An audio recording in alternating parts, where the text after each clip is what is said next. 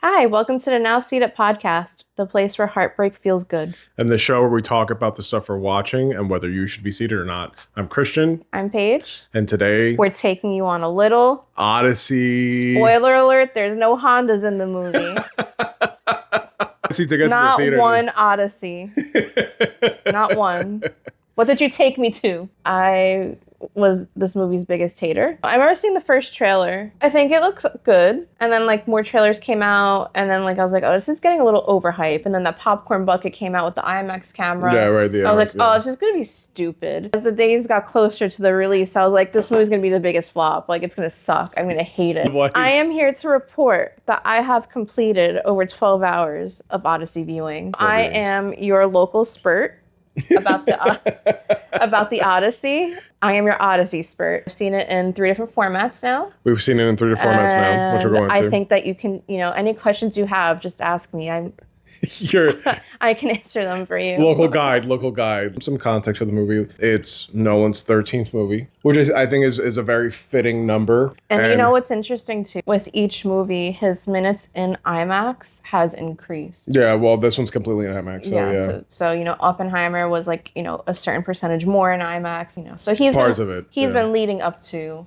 just straight up using IMAX, yeah. For an entire production. This has been his culmination of filmmaking, I feel. Yeah, and I mean, I think it's fitting that he's doing the Odyssey. He's doing the original story. He's doing the original IP. If there's ever been one, it's the story of the Odyssey. We may not know the Odyssey, but we do know the Odyssey. But we do know the Odyssey. Whether it's been shown to us in SpongeBob. Right. And that's the thing. It's such a fundamental piece of fiction. It's the stories we know and love are basically Odyssey ripoffs in a way, right? This was announced right after I think he won the Oscar for Oppenheimer. Yes. Because the talk started, the speculation started. Right. Granted, not that I doubted him, but there was a feeling of wow, that's a lot of big names. Undertaking, yeah. Yeah, that's a lot of big names and under one roof. Is it his magnum opus? You think it's his masterpiece? Do you still think? You know what? I feel like I'm a really good person to ask this to because you watched it 4 times. I've watched it 4 times.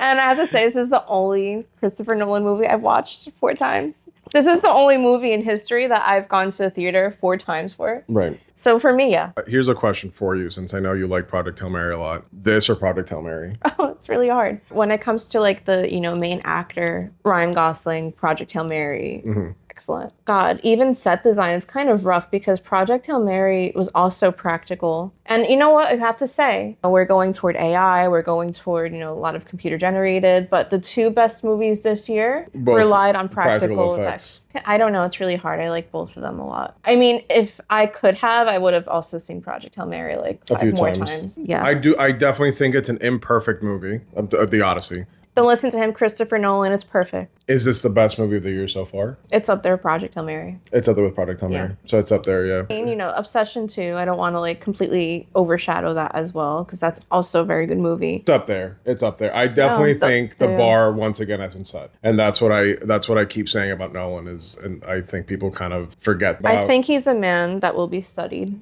He's doing it differently. In an age where people are relying on computer generation and AI, he's still maintaining that art and skill of practical. Yeah. And he's also revitalized IMAX. Watching this again in 70 millimeter. I don't want to say old-timey, but it felt very classical Hollywood. Patina to it. Yeah. But the actual story, the story beats and stuff like that, it felt like a classical Hollywood movie. I would say it's probably movie of the year so far. I think a lot of people take it for granted, the stuff he does. I don't think enough people realize wow, just being contrarian. Sometimes it's cool to not like what's mainstream. Not some guy up and coming. He's already here. Yeah, he's been here. He's the guy. And he's the guy that can get a $250 million budget without question. I do think we take Nolan for granted, and I think that's kind of what gets me. I do think that he is a visionary. That to me is unquestionable. He's doing things differently. Just point blank. Do I think it's wrong that he's considered to be the new blockbuster director?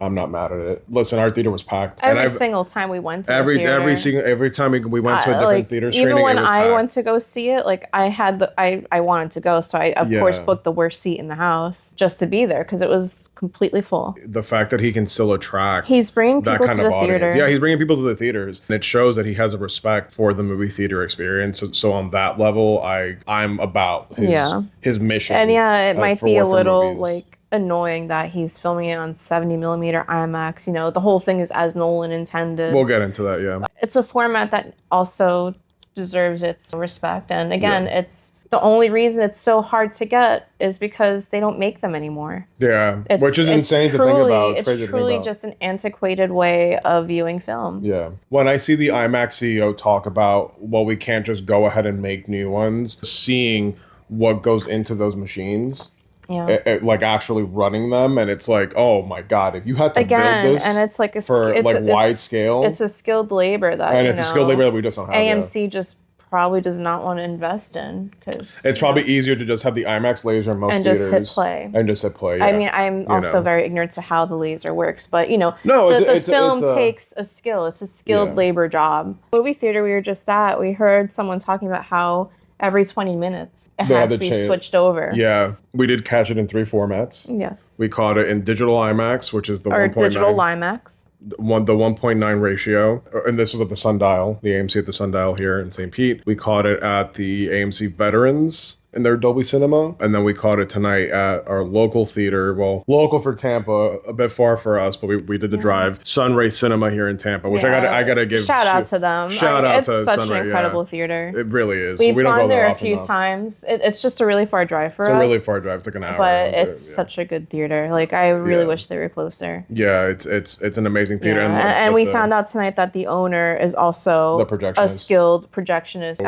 Excellent work. So I guess before we talk about the movie, let's talk about what formats we preferred and why we preferred them. So the first time we saw it in the IMAX, we both were like, oh, this wasn't like the typical Nolan movie. We could hear the dialogue. Yeah. And then we saw it in 70mm today. We can actually hear it. Like I wasn't actually hearing that well in the other theater. Right away in my head, it clicked. The person that runs this theater definitely had to calibrate the sound because it wasn't too loud. It was perfect. It was perfect. So we found out that the system they run in there is an 11.2 system. So in other words, they have 11 speakers all over. And it's one thing to have a sound system, but it's another thing to make sure the settings are good. Yeah. 11.2, that literally means no Dolby Atmos. It's just 11 speakers surrounding you plus 2 subwoofers. It sounded fantastic. It sounded and looked fantastic, but we'll get into that. Simply because of like the sound calibration in that theater, I was like, this is one of the best formats we've watched it in. Yeah. And then on top of that, just like that charm of watching it on film. It had a very filmic, cinematic look to it. When we're watching it in like Dolby Cinema and IMAX, it was a very crisp image. The Dolby Cinema also had a kind of filmic look to it,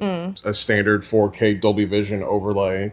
Maybe the refresh rate changed, whatever the case is, but there was something different with the way Dolby Cinema looked. Having watched it in IMAX, Dolby Cinema, and on film, I think IMAX definitely had the most impactful audio. Yeah, the IMAX audio was the seats were rumbling. The seats were rumbling, and so on that level, I was in 4DX. But I definitely have to give the IMAX theater its credit because I may not have liked too much how the movie looked on IMAX. I think the sound in IMAX was particularly impactful with the bass. Especially that the scene where they're fighting through the storm, it was like that was insane. Like I was sitting there, I was like, well, I didn't think this IMAX theater had it in it, and boy did it. Like the Dolby Cinema, those speakers were struggling. Yeah, so when we saw it in Dolby Cinema at Veterans, we're assuming that no one calibrated it beforehand or sat through it to see how it sounded. The movie was clearly overwhelming the speakers in that theater. It was not an enjoyable experience. And you could hear like the ceiling rattling.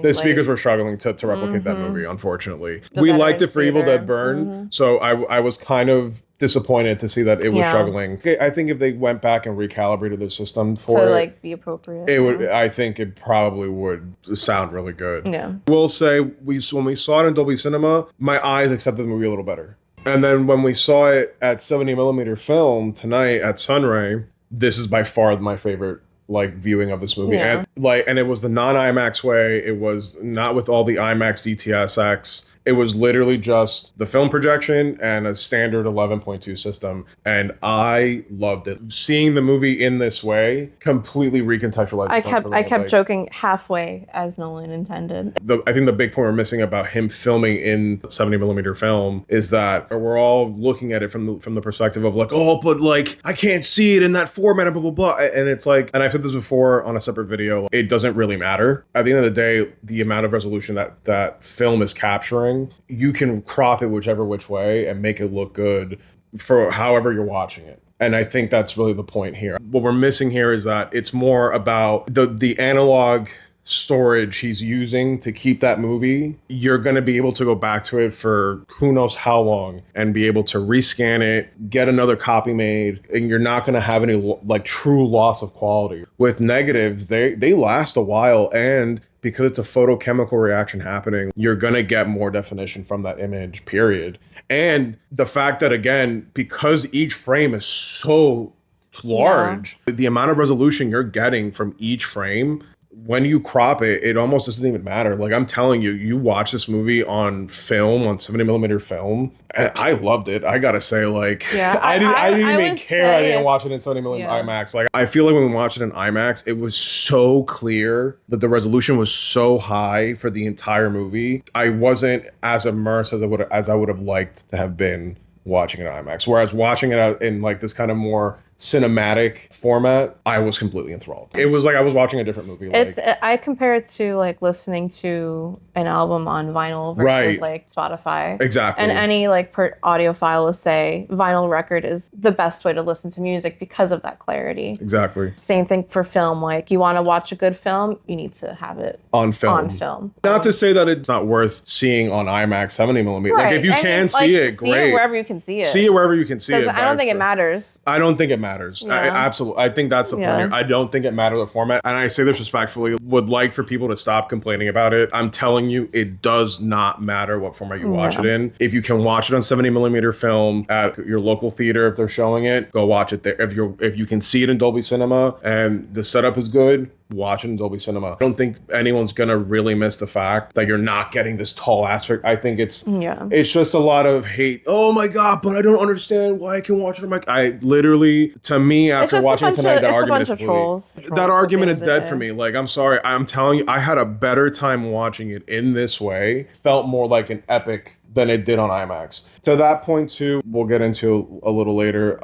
I did just want to say, as we review this movie, I did feel that the way the IMAX camera, the way it was used, I think was a little overkill. To film an entire movie in IMAX, I think is a little overkill. This, for me, is showcase in where IMAX really works and where IMAX cameras fail, and maybe where they're not best suited to be used in a production. And it's not practical. And it's not practical. What is it, like 3 minutes of filming, and they had three to put and a half minutes before you have to put a new film. Yeah, and I feel like and Tom Holland thought that, like, you know, he wasn't doing a good job because he kept yelling cut, but it's because he didn't realize that it was just the amount of film. Yeah, I feel like it's cracking an egg with a jackhammer. My big thing was, like, he's doing something different that no one else has done. Right. And again, like, we learn from it. Future directors will learn from this moment. That's my thinking on the issue too, right? On a level, I'm just like, yeah, but also look at what he's doing with this camera. Right. It's gonna serve as a reference point for other directors, other filmmakers. What limits they can push with it. That's what I'm saying. What they shouldn't. And so it's less about, yes, the movie is good. I do always want him to, at first and foremost, make a good movie. But secondly, he is the trendsetter. He is pushing film to certain limits and pushing past those limits. And I think that's really the role that he's been filling for the past couple years. Quick synopsis. Yeah, so no quick synopsis for this one. It's the Odyssey. You know it. If you don't, you can go look up the story. What we're going to do here is, first I want to talk about some positives. I love this movie.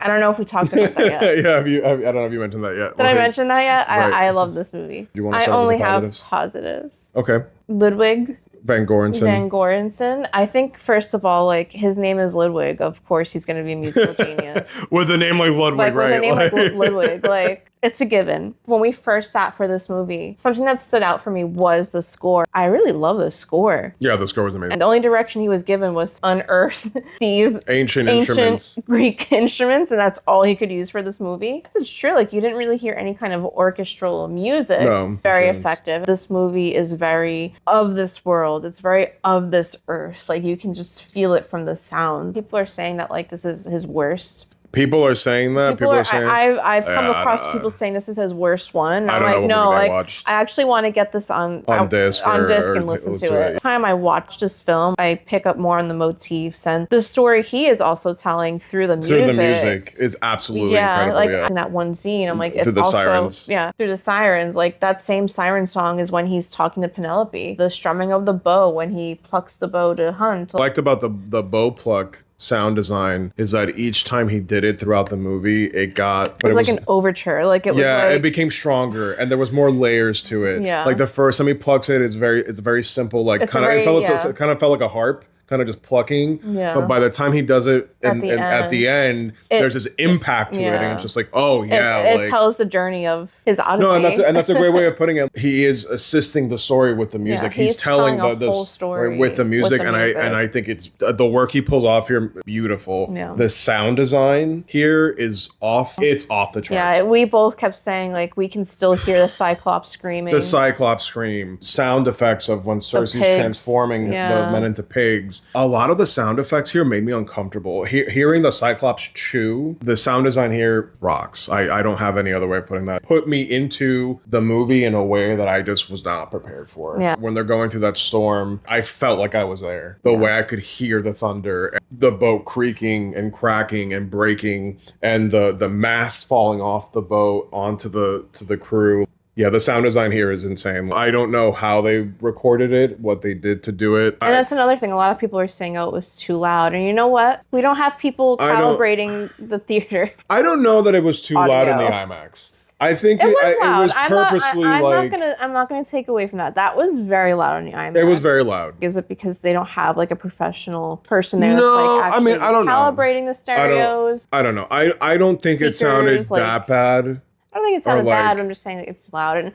And other people that are complaining that it was too loud, like perhaps it's just the theater fell victim to you just hit play and you don't gotta calibrate Maybe not. I know like when Interstellar came out to theaters, a lot of people said the same thing. The theaters had to be like, this is literally the way it sounds. I think that like the only thing that's giving me that idea is how we just watched it in Sunray. Like it was perfect. Yeah, like nothing was super over the top. So nothing was clipped out. Like, yeah. So what I wanted to touch on with you that you told me you really liked was passing the sirens. And he puts the wax in the ear and you hear the sound muffling. Yeah, us as like the viewer, we also have our ears plugged. So like we also have that same desire to hear what the siren song is. Right. It's such a small touch. Yeah. But it adds so much to that scene because you're also what is it that you're listening to right now? Also a really smart choice to not let you hear anything. Gives the viewer the same desire. I like the way you put it. I think that's a really concise way of putting it. It conveyed a story, dictated the story as you're watching it. And it also might be the most historically accurate thing of the movie for all right. The technicality of it, I think, is just very cool, and it came through. Let's talk about the spectacle of it.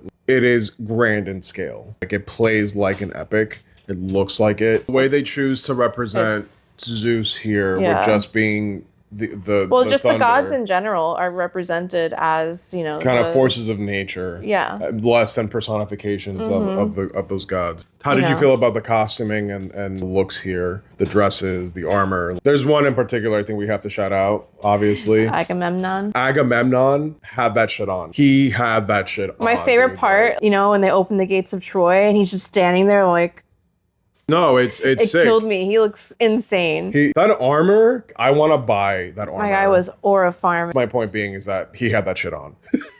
Like, undoubtedly, he had that shit on. The ancestors of the Atreides. That costume was so good. It was so intimidating. The way that Benny Safdie was able to, posture in such a menacing way. Yeah, because you tell me Benny Safdie played that. He only had like 4 or 5 speaking lines. It's incredible how imposing he looks, and I love the fact that he goes out of his way to make him look imposing as hell. That music that plays when he bows to him for the first time.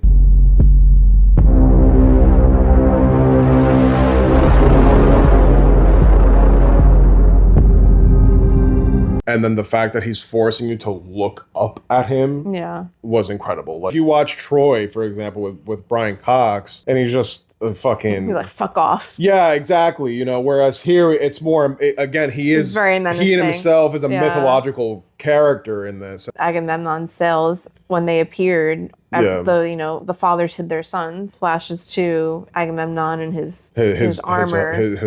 And it's just like, oh shit. Like, I guess I would also hide my son. Gods are typically presented very flashy in a lot of like Greek mythology movies. And the only flashy character here is Agamemnon. I think that it's like a juxtaposition, right? You see him and he's almost godlike, but then when you see him in Hades, he's just a man. I think all the costuming here really worked. Costuming and armoring that they pick here for these from the Lacedaemonians to the Troy army, they looked really their mask cool. Was very cool. Yeah. Historical accuracy be damned. Who cares? Well, if it looks good, that's really what's important. It needs to look good. Historical accuracy is not. This is a fantasy story. It's a fantasy story. At the end of the day, it's also not. These are not real events either, and that's what gets me. It's like it's not historically accurate. The story is a fucking myth. The story with a cyclops. And man-eating, cannibalistic giants. And Scylla and the whirlpool monster, it needs to be historically accurate. Like, get a fucking grip, dude. It's not real. So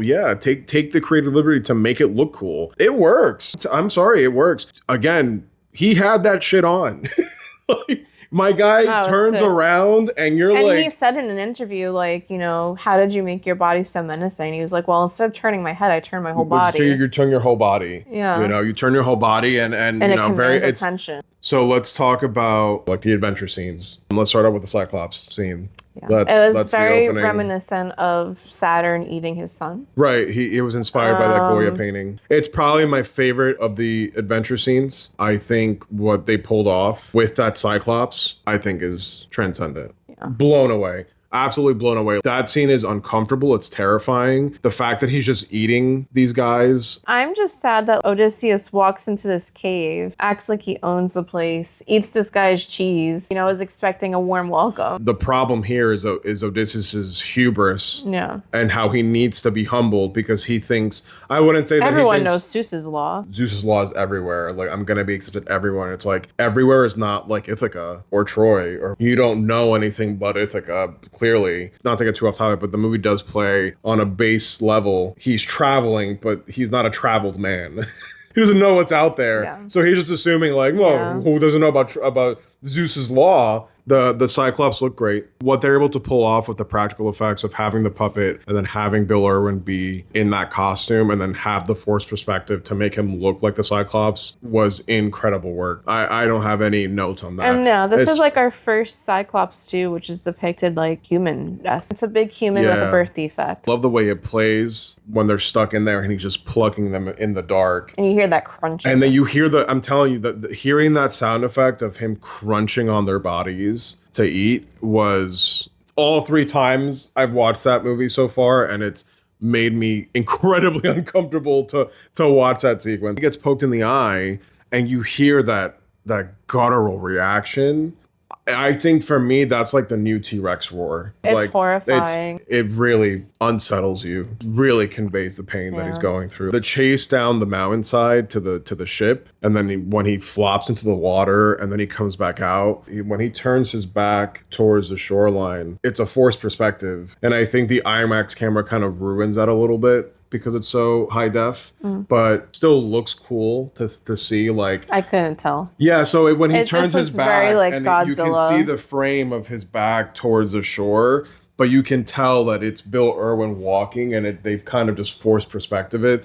And I thought it was so cool to see that. Seeing all those techniques used to show him off made me feel like maybe he could do an Attack on Titan thing. Not that if he would, I don't think that's up his wheelhouse. But I think if he saw Attack on Titan, or if maybe he was inspired by Attack on Titan. It's funny you say that because I was also saying that Cersei's scene when she's like crafting the men reminds me of Ymir crafting the Titans. And like kind of molding them by hand. I think overall it's a great way to start. Like the adventures kind of sets the tone for what they're in for. It's definitely the one they spent the most time with too. Yeah. One big change to that adventure is that he doesn't use the nobody trick on him. I don't think it really matters. I don't think it literally doesn't matter. I'm sorry. I don't want to offend anyone who's like deep into the material or whatever. A lot of people are mad that the nobody thing wasn't included. I don't care. And here's my thing, right? I keep saying this, and I think it's very easy to forget. It's an interpretation through film. Right. So, and it's, already, its limit is 3 hours. It's all the IMAX film can play. You have to kind of pick and choose. You have to be very, particular in what you pick and choose to be in the film. If you're nitpicking about your favorite part not being in the movie, are you sure it's your favorite part, or are you just, being contrarian because it's cool? Yeah, and that's my thing. It's I think is it the cool thing to be like, oh, well, I know about this cool little fact and it's not included. But also, I don't think you miss it in the movie either. I don't think if it would be there, it'd make any difference. Odysseus clearly says in the movie, would you talk to ants? If you were that size, would you be talking to ants? No, of course not. He didn't talk to them to begin with. The first thing that Cyclops did was pluck them from the ground and start eating them. So clearly he's not interested in reasoning either. It wasn't needed for this movie, and it worked. I think it worked incredibly well. I think if you start including that too, it kind of ruins how horrifying and terrifying that situation is for them. I just thought we should mention it because, again, that seems to be a big point for some people. Oh, they didn't include the nobody thing. I don't care. I only know that because people are complaining about it. If you hadn't told me it wasn't there, I don't think I... It's just a very snobby thing to complain It's a bit of a snobby thing to complain about. Like, the next adventure is the Laestrygonians attacking them. This is my least favorite. This is your least favorite. Of the sequences. Do you want to go into it a little bit? Big giants just show up in their armor. It's the weakest one for me. These look like Nordic giants, and I think that's the point. And their gear looks very modern. It's maybe like the one thing that doesn't look of this earth. Honorable mention to the trees that are moving. I feel like it's very subtle. No one's talked about that. I haven't seen a single person talk about that. Like, the trees are, for me, doing all the work in that scene. Like, they're literally moving to create cages so that the giants can just start stabbing them. As far as how it looks, I think it looks incredible. They look more advanced. I think that's the point, is that they encountered a more advanced group of people that can make trees move, that they had no idea existed, that can probably, mess with trees and make trees move. And they're simply just the Neanderthal hopping onto their island. What the look is conveying is that they are quite literally a more advanced civilization, a more advanced group of people that they encountered by accident. Yeah. And they fucked their shit up. They lost 2 boats. And they lost 2 boats. And a bunch of men. From their sheer size. Probably on the shorter side for me, but then again, there's not much they could have done against them anyways. They were completely unprepared. I understand if it's not your favorite. I can see that too. Yeah. I think it runs a little short maybe, but I think it still conveys the point of it adds to the overall drama of he is an untraveled man and he's cruising through these different islands and lands thinking that he could just just hop on and it's all gonna be fine, and thinking, oh, it's uninhabited, and it's like, no, dude, there's a whole world out there. Next scene is Cersei. My favorite. For me, it was too short, not long enough. I could have watched that sequence for like another 2 hours. They sail the coast of that island because they don't have enough food. They don't have enough food either way, so they're just we have to keep looking on this island. Yeah.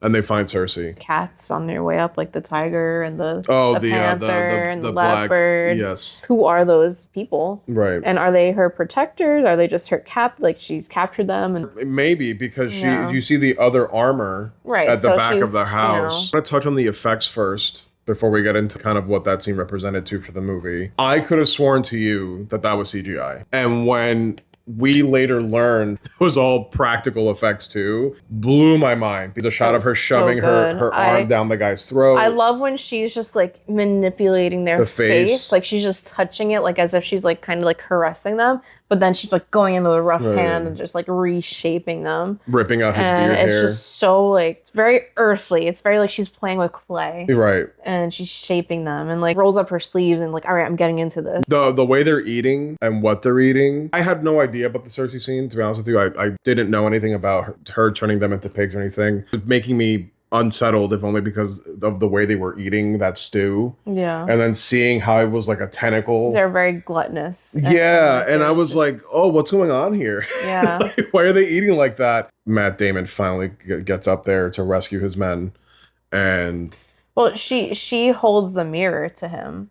This is what your men are. Yeah, but he also counters the point by saying, did they do anything to you? And she said no. all these challenges that he comes across is something for him to learn from. And she held the mirror to him. Your men, because of your commands, they pillaged and raped because of you as their leader. Right. And like that's like something that he has been battling with himself because he saw what happened in Troy. Right. Here is Cersei being like, no, this is like their true form. Yeah. These people are pigs. Or he has more faith in his men than she does, is what I'm saying. I think he conveys that well to her. I mean, enough to convince her to let them go, but clearly... She literally says, get back into your disguises. Right. Which means, like, you know, the pig form is their true form. So Him and his crew.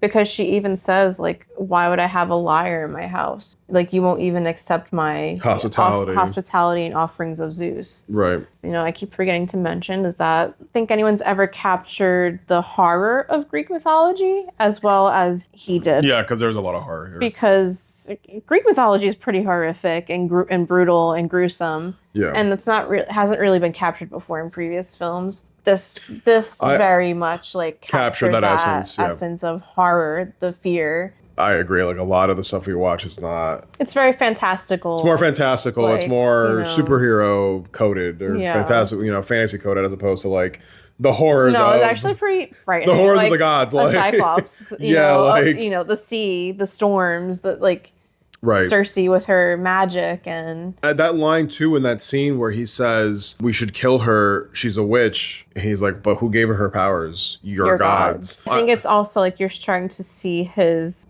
humility come out. Last thing I'll mention about the scene on a technical note, it shows that filming with an IMAX camera is a bit restrictive. Matt Damon really kind of gave it away in this scene. When they're sitting at the table. This is the one scene that this is not working. It looks like he's looking directly at into the camera and instead not of at her. talking to Cersei. And it's crazy because when they show Cersei, it looks natural. Cersei looks fine. It's him. It's him. And it's like, why couldn't they, I don't know why they couldn't get that shot right.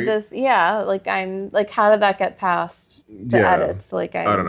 After that, she tells him that he has to go to Hades. Because when I heard that, I thought, oh, he's going to meet Hades. But no, Hades is a place. I really like that interpretation. Zeus is the sky. Hades is like this, the land, and Poseidon is, the sea. I like the fact that Hades is more a place than it is like James Woods Hades. Right. That was like my thing. I was like, oh, wow. So like, what are we going to see when we get to Hades? And like, it's literally just the black sand beach in Iceland. Scene is like also one of my favorites. They make their sacrifice and then like the music playing. And what's his name? Tiresias. Tiresias just comes crawling out of the ground like a little freak getting his blood. Yeah, like she must let her drink from the blood. And she'll tell you her. Yeah. So I will say before we get into it, I also really like this scene a lot. It's up there with me for the Cyclops. I think the Cyclops scene sets such a high bar, and the Cersei scene, and then you have the Hades scene. They're all really top tier scenes. Still think the Cyclops is my favorite, but this is a very close second. Yeah, for me, it's Hades and Cersei. They're my favorite scenes. Yeah, like it's really incredible because, I agree with what you said. It could have very easily have been very complicated, this very crafted fire world, and it's just like no, it's just dead here. It's literally just dead. The beach and the black sand and the soldiers. There's no life here. Yeah, none. The way they filmed it apparently is that they buried all the actors with snorkels so that they would all get up from the sand and have that effect. They're all black. They're called shades. This is the scene where we get the Testament of Sinon. What a performance by Elliot Page. It was a very short scene, but what he pulls off, excellent. Give him back his shame. Go sail west, and thank you for honoring me. My favorite part about that scene, Agamemnon sliding towards him. That killed me. He's the only one sliding. And I love that because it's still presenting him as a more mythical character. Of course he wouldn't be walking. He's fucking, Agamemnon. Yeah, he had that shit on. I think what's important in the scene is that you can see his eyes. And you see his eyes for the first time. Yeah. And I think it's interesting that they have that duality. Notice though how when he slides up at first, they all bow. Even in death. They bow to him. They bow to him, and he still commands respect. It's like showing his humanity. Yeah. It's showing how fragile he actually was. Yeah. He wasn't a god. He's so soft spoken.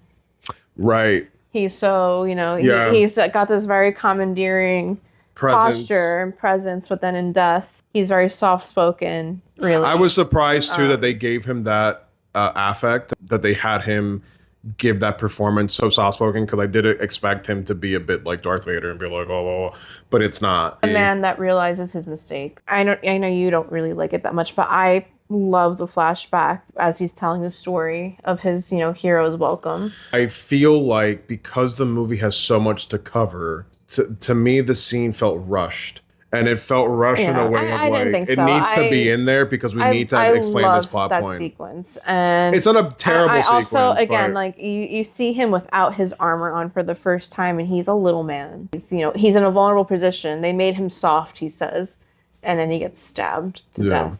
And it's like, and now you're seeing him telling him, his testimony to Odysseus. And he's like, don't do that. Learn from my mistakes. Yeah, like, don't expect a hero's welcome. Tiresias is like, get them out of here. This prophecy's not for their ears. I love that. and he has like the slobber coming out of his mouth. And he's covered. But yeah, that line, this prophecy is not for their ears, or however he says it. I think it's such a great delivery from him. With the slobber and everything. And another point too, I love how simple his design is. Yeah. It's just that whole, it's all very simple. Yeah, it's like a black. The actors are putting their bodies through being buried. Right. But it's very simple and not crazy over the top effect. Yeah, it really isn't. So the prophecy that he gives Odysseus is that you have to sail through the sirens. You're going to sail through the sirens, and all your men are going to die to sirens.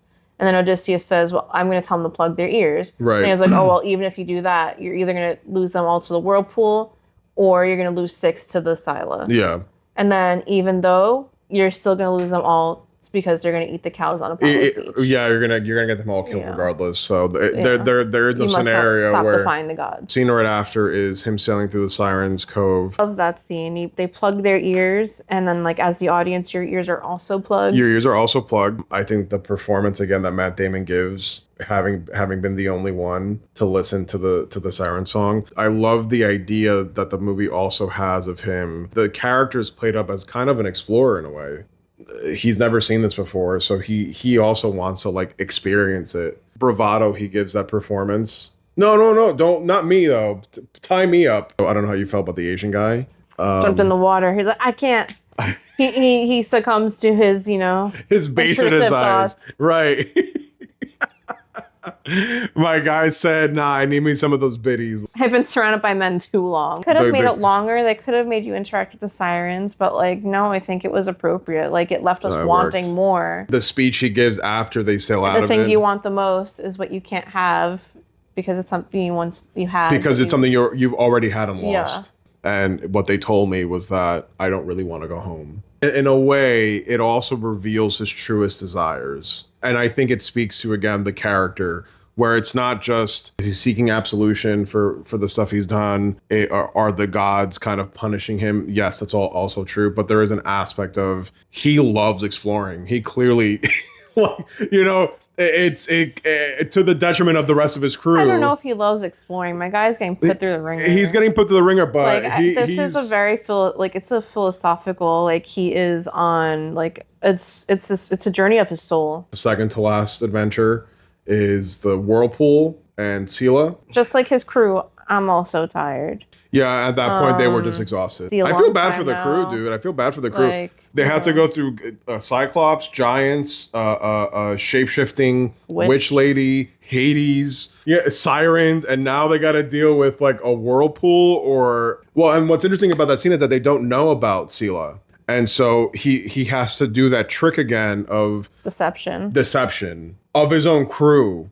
It's better if they make the choice as opposed to him telling them, no, take the channel. I think at this point too, there's a lot of tension among the crew. And they try to do a mutiny on him. They're losing faith in him. Himesh Patel's character ends up taking the channel instead for the safety of the crew, only to find out that they're being attacked by Scylla, which takes 6 of them. It's an interesting the rail problem. The moment you think you have some relief, now the monster comes and starts plucking you from the ship. And it really happens like immediately after they're out of the whirlpool, I have thoughts about the Scylla. I know you're not, you think it looks like elephant trunk. Yeah, I don't, that was my least favorite of the creatures. And I think we're running low on budget by this point. It's conveying I think, successfully the sense of terror of just being plucked out of this ship. But I think the actual look of the tentacles or whatever Scylla is, I think it's kind of a throwaway. I'm a little disappointed. Oh, what a shame. Chris Nolan couldn't get a practical Scylla. I know what a Scylla looks like anyways or not. It looks very generic. It looks very silly. It looks like elephant trunks. I wasn't scared necessarily of like the monster I was seeing. It looked like a big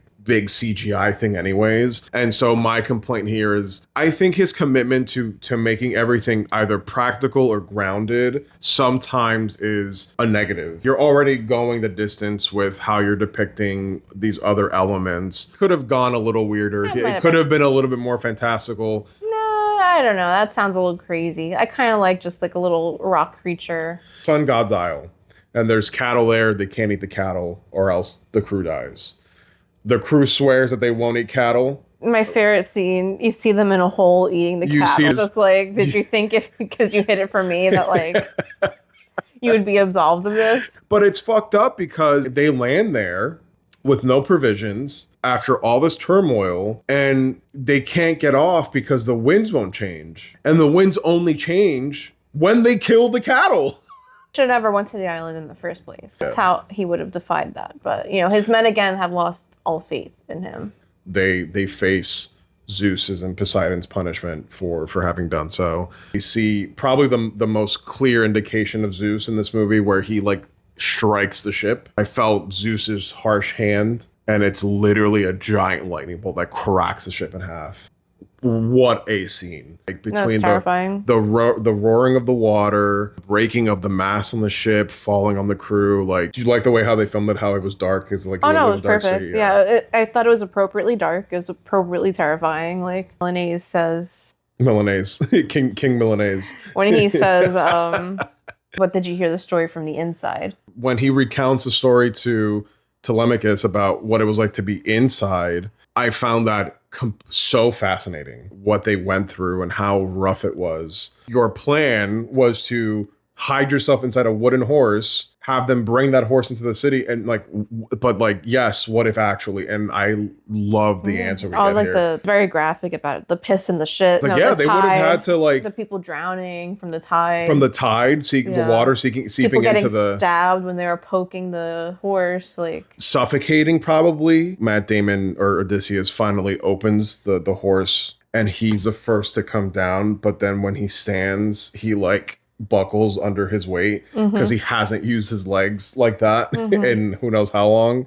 Even just like the dragging of the horse. I was going to mention that too, into Troy. I do like the fact that the movie opens with the deception of the horse. Yeah, the sacking of Troy too. We don't see the full sacking of it until the very end. Right. It comes directly from Odysseus' mouth. Him depicting the brutality of it towards the end. This is what his journey has led him to. My one decision destroyed the trust we had in humans. Setting for Troy looked fantastic. Every time so far, since my second rewatch, that retelling with Penelope of everything that happened in Troy, it's very emotional for me. It's very emotional. See him reaching out to Athena and they're holding hands and he's recounting everything that he's witnessed. And you just see Zendaya's character about to get beheaded. So she was just an average person, but was she in disguise as a god, or is this his guilt that he's seeing? It can go either way, you know. It's his guilt. He may have killed a god that day, and now that god is haunting him. People interpret that scene in different ways, but either way, it still hits and it's still very emotional. It's a siren song. When you see the sirens, you hear that motif. And then when he's recounting the story to Penelope, you once again hear the same flutes have Anne Hathaway say, "So you're the people of the sea." Everything we just watched unfold for the last 3 hours really comes to a point at this part of the movie. The movie ends with another shot of the sacking of Troy, but he's seeing the Trojan horse get burned. It's the guilt he's going to have to carry for the rest of his life. Penelope and Circe, they are my two favorite performances in this movie. Athena too. Zendaya. She doesn't really do too much, but what she does do is effective. I think for me, Anne Hathaway has one of the best performances in this movie. Yeah. I actually love her performance. I see that conflict in her motherly instinct, like, you're just a boy. I want Odysseus. I've been ruling this chair, but since I'm a woman, like, no one takes me seriously. I think she did such a good job portraying her role. I know a lot of people are not liking John Bernthal's performance here, which we'll get into the performance in a second, but I think his performance here rocks, dude. Like, There's really not a performance I can also say hate. Like, I think everyone did a great job. For the most part, yeah, everyone did a pretty good job here. Except for the Scylla. Scylla apparently did not do a good job. Every time I watch this, I am more convinced that this is Anne Hathaway's Oscar. Her performance here is excellent. How she's just weaving, minding her business and weaving. And then, like, something happens and she's like, dude, I really love that scene where her and Robert Pattinson are talking through the weave, or like the camera's viewing them through from her behind weave. The weave. Yeah, and her tapestry. And he's like seducing her. Cersei's performance also short but very poignant. Robert Pattinson, I think, is the standout performance for me too here. These beggars. Someone get these beggars out of here, like these plate lickers. I love that. That's like the slur here is beggars and plate lickers. I have this feeling that he probably came up with that. I think it goes to show how versatile he is. Too. And he's so pathetic. Yeah. He's so pathetic. He can't do anything. But you know what? His performances, I gotta say, he's who Timothée Chalamet wishes he could be. Matt Damon also, really great performance here. Matt Damon's okay. It's funny because I feel like he's not my favorite. He gets it done. I think it's a really good performance. I gotta say, like, what about Charlize Theron? How did you feel about Charlize Theron here? Yeah, she was okay. I mean, I think her role is what it is. Could there have been a better casting for Calypso? Yeah, I think so. Can I give you a name? No. Yeah, I do feel like her performance didn't necessarily convey the urgency of needing to get him off the island or incur Zeus's wrath. Yeah, her acting also didn't necessarily like portray this woman that's just like, oh, I'm keeping you here for my own selfish reasons. Yeah, and so I mean, I wonder if that's a deliberate choice of not having her. She was do nerfed. that. Calypso was nerfed. Yeah, like in a way that the story doesn't really take that approach of it's played a little differently. Like at first she wants to take care of him, but then ends up, the Nightingale effect. She ends up like falling in love with him.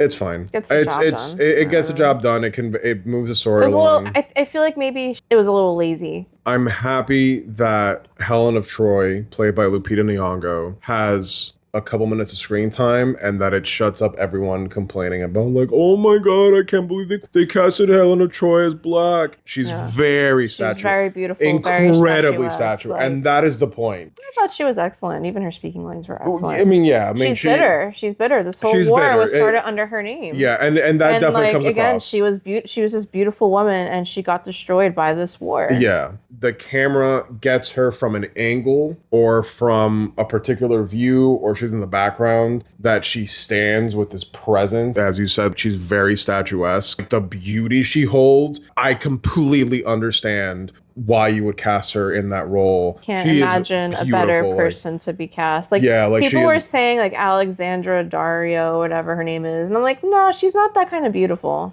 Really what it is that there's a bias for beauty to be white. And I don't want to get too into it. All I'm saying is I think when people... Well, yeah, because people are okay with like a very Irish-looking man be cast as Odysseus, but they're not okay with Lupita being cast as Helen. And it's like, okay, but if you're going to be mad at one, you got to be mad at the other one too. Her dark skin is almost like... Her complexion is very marble. It's like marble. Yeah. Part of the lore that she came from an egg or something, so who cares? It's mythical. It's mythical, yeah. I'm happy that this movie shut up the fucking haters. I don't know if it shut them up. Leah Pritchard's performance here is incredible. Another character that only gets a few minutes of screen time. But I love his scene in Hades when he has the blood dripping from his mouth. Yeah.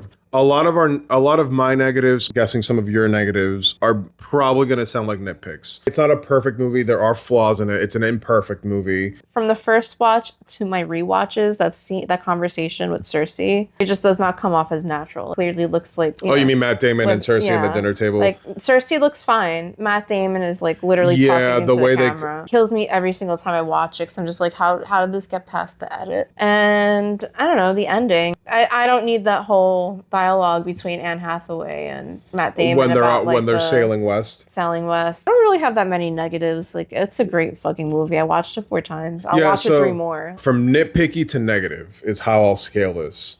We already talked about the Scylla. I didn't like the Scylla. I didn't like how the Scylla looked. I think it looked really silly. It looked like just CGI elephant trunks. Tom Holland's performance and his character as Telemachus. I just don't think you like the character Telemachus. Chalk it up to Tom Holland. I would chalk it up to you not liking that character. Fair. I think his performance is fine. Including his performance, I do think a lot of the dialogue, some of the dialogue in this movie is very clunky. Tom Holland, unfortunately, gets a lot of clunky dialogue to say in this movie, more than the other actors, I think. But the clunky dialogue here in this movie is kind of everywhere. My thing with his character is that the movie starts off with him and the dilemma of him needing to ascend the throne, but he can't because they don't know if Odysseus is actually dead or not, kind of in this loop of either Penelope takes on a suitor or he mans up to assume the throne. And I understand that the movie has to deal with Odysseus and his Odyssey. There's nothing in here that he does that tells me that he's ready. And that's like the principal thing that his mother tells him. You're not ready. You're a child. If there was something in here that showed me, convey that, no, he is ready to take the throne. There's nothing here like that. And the movie for me at the end comes off more like Odysseus fought and killed these suitors and then solved the problem for Telemachus and then Nepo baby his way into being king of Ithaca. I think that's like one way to look at it, but I also think you can look at it as innocence is restored to Ithaca. He's very innocent. He doesn't know battle. He doesn't know war. He just knows that he lost his father to it. It's a rebirth for Ithaca. Mm-hmm. Once the movie was done, Telemachus felt more like an exposition device than more than anything else. Well, I mean, that's not the main character. The final fight scene in the movie where Odysseus, as a beggar, performs the challenge and completes Penelope's challenge of stringing the bow and shooting it through the 12 axes. Great scene, great sound design. Before he shoots the arrow, the thunder happens. Yeah, like kind of like Zeus's blessing. No, the Zeus is there from the moment they close the doors. Like it's already thundering outside. Right, but just having it happen right as he like prepares the shot. All of that for me worked. Well, now we got to fight all the suitors, and I know that's what happens in the story. And this is for me where probably the worst part of the movie is that John Wick ending fight scene. You're already making all these changes. Why keep this to be the same? I think it's a ridiculous fight scene. I'm sorry. I think it's ridiculous. For me, it completely takes me out of the movie. It feels like a scene out of The Dark Knight Rises. And it takes me out of the vibe of the movie. The final fight doesn't work for me because I think the central message of this movie is that Odysseus is grappling with the fact of all this violence that he's inflicted onto Troy and how that violence has reverberated throughout Greece and beyond, and how people are talking about this violence and how that violence has broken Zeus's law. For him to come back and killing all these suitors, it's like, but were you not just ridding yourself of the guilt of that violence? Now you're performing more violence. Still the sons of Ithaca. Granted, yes, have they disrespected your home while you've been gone? Yes. I think it would have been sufficient to just kill Antinous and just kill him in front of everyone. You specifically, because I went to Hades, I spoke to Sinon, and Sinon told me to give you this shame. And so you're the one I'm going to kill. You're the one I'm going to execute in front of all the other suitors to establish that I am here, that I've returned. And I feel like the final act does play him up to be more of like a vengeful specter. Instead, with what we got, it came off really goofy. I didn't feel to me. I liked what I got. I liked it. Like, it's fine, but it's just like... I complain. I loved when he shoved the lot in his mouth. It was like, Sinon told me to give you your shame back. Start seeing like everyone start bowing to him, like he gained his respect back. Right. But that's what I'm saying. They still bow to him regardless, and you see Antinous' fear once he does shoot the arrow and he's like, oh shit, like, no, I know who that is. No, like, one person who could do that. Like... He wasn't scared when he shot the arrow. He was scared when he plucked the bow. Oh, yeah, you're right. Because Antinous knew that when he plucked the bow, he was giving you a chance. Love when he plucks the bow. It's incredible. It's incredible. And that's why, for me, it's like that's kind of where I feel like the movie should have put the period on there. That's kind of the point of the bow, is to show that only he can string it. And he does. It's literally the last 10 minutes of the movie, so it's not a huge deal. But I think the final act altogether, it's really good. And then that fight happens. And then that's for me where I'm just like, willing to forgive it, if only because the other 2 hours and 40 minutes that we got were so incredible that I'm willing to accept that this is part of the movie. My last negative, and this is more on the technical side of things, I think this movie shows why you don't use an IMAX camera to film everything. You know, and it's crazy because their camera's huge and they built like a blimp. Places that they were filming in, because they were filming on site, they had to carry that camera. Or make a track or something. There were places in Italy and like wherever they filmed that just would not let them build an access road because it was literally historical grounds. Right. And so, you know, they were lugging this camera. It's interesting because that's the primary marketing of this movie. It's going to be a piece that's studied. And that's what I'm saying. The movie's going to be more a reference point for other people, other directors and filmmakers who go and see it and say, what are the limitations this is why we're not going to use IMAX. Right, for every scene. More particular, my issue with the IMAX camera is that I feel like the editing here is very, not choppy per se, but it's very rushed. And I know that Nolan does have that kind of pacing with his other movies. The scenes feel like I feel like the scenes to me look like they didn't linger. Yeah, that's fair. You can tell like this is where they had to reload the camera. And it's not as smooth or as unnoticeable as I would have hoped. It to me it did seem a little noticeable, especially in the editing or in certain scenes. For example, there's a scene where Tom Holland is telling Robert Pattinson like, my mother wanted you to burn. But you don't see him saying it. You see it from the back of Tom Holland's, the back of the side of his head. And so for me, I'm like, oh, that's why they had to reload the camera. You know, and I feel like there's a lot of that going on. Even that one scene in the beginning too, where Anne Hathaway's talking to Tom Holland, it's kind of like the voice is really loud, so it doesn't really match. It's like a voiceover. You know, another aspect to that too is I think for the more intimate scenes, and this goes specifically for us watching it in IMAX, because I don't feel like I really had this issue with the 70mm showing, but watching it in IMAX, I did feel like the more intimate scenes or kind of the conversations between different characters, I think the IMAX camera just didn't. It was overkill. Not that it didn't work, it was overkill. Just comparing it to other Nolan movies, I think it's best used when he switches between a standard camera and an IMAX camera for certain sequences. I think it works best in that capacity where like you film certain things this way with this camera, and then you use the IMAX camera in this setting to capture big aerial shots or big sweeping shots. A lot of it for me, aside from talking about the technicalities and like the movie itself, there's just deeper interpretations of the film that I like going into. Him eating the lotus to deal with the pain. There's just so much you can talk about. Like, when did he lose his faith? Did he ever have faith to begin with? Or was it just the Battle of Troy really destroyed his faith in the gods? And this journey is really just about him getting challenged by the gods and him defying the gods, but then also like coming back to himself. At the end, when Penelope's like, Odysseus is never coming back, I think it's because she understands this is not the same man. I've been hearing all your theories. So with that being said, tell me your favorite theory about this movie. Yeah, tell us what if there was a favorite theme. What's your favorite? Yeah.